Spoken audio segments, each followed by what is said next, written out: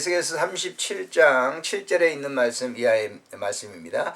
이에 내가 명령을 따라 예언하니 대언할 때 소리가 나고 움직이며 이 뼈 저 뼈가 들어맞아 숫뼈들이 서로 연결되더라. 내가 또 보니 그 뼈에 힘줄이 생기고 살이 오르며 그 위에 가죽이 덮이나 그 속에 생기는 없더라. 또 내게 이르시되 인자야 너는 생기를 향하여 대언하라. 생기에 대하여 이르기를 주 여호와께서 이같이 말씀하시기를 생기야 사방에서부터 와서 이 죽음을 당한 자에게 붙어서 살아나게 하라 하셨다 하라. 이에 내가 그 명령대로 대언하였더니 생기가 그들에게 들어가며 그들이 곧 살아서 일어나 서는데 극히 큰 군대더라. 아멘. 본장에는 이제 마른 뼈들이 살아나는 비유의 말씀을 이렇게 해주고 있습니다. 여기서 이제 뼈는 바벨론 포로된 이스라엘, 이 유다 백성들의 민족을 얘기하고 있는 것이죠. 지금은 이 마른 뼈처럼 바벨론에서 포로 생활을 하고 있지만은 하나님께서 때가 됐을 때 큰 군대가 될 것이다라고 하는 그런 이의 말씀이죠. 사실제 이 에스겔 선지자가 본 그 유다 백성들의 모습은 정말 하나님께서 보여주신 환상처럼 뼈들과 앙상한 뼈들과 아무런 생기가 없는 생명력이 없는 뼈들과 같이 광야에 흩어져 있었던 것을 볼 수가 있습니다. 그런 그 뼈들을 보게 하신 하나님께서 말씀하시기를 그 뼈들이 다시 살아나리라 라고 하는 그런 이 말씀을 이렇게 얘기해 주고 있습니다. 여기 지금 4절에 보면 또 내게 이르시되 너는 이 모든 뼈에게 대언하기를 너희 마른 뼈들아 여호와의 말씀을 들을지어다 이렇게 얘기합니다. 하나님의 말씀을 들을 때 그 마른 뼈 같은 이 백성들이 다시 살아날 것이다 라고 하는 거예요.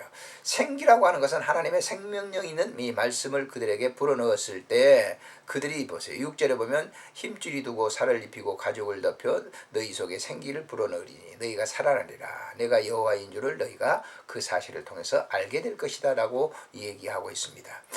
에스겔 선지자는 하나님께서 말씀한 그대로 대언의 말씀을 했습니다. 마른 뼈와 같은 이 포로 생활을 하는 유다 백성들에게 이스라엘 백성들에게 있어서는 이 말씀이 그들의 생명력이 됐던 것을 볼 수가 있는 것이죠. 70년 이후에 그들은 본국에 돌아가서 하나님의 성전을 건축하고 수축하고 하는 그런 일들을 우리가 보게 됩니다만 마른 뼈와 같은 그런 이 유다 백성들이 큰 군대를 이루었던 것은 하나님의 말씀이 그들에게 전해졌을 때 그들에게 들려졌을 때 그런 역사가 일어났던 것을 볼 수가 있는 것이죠.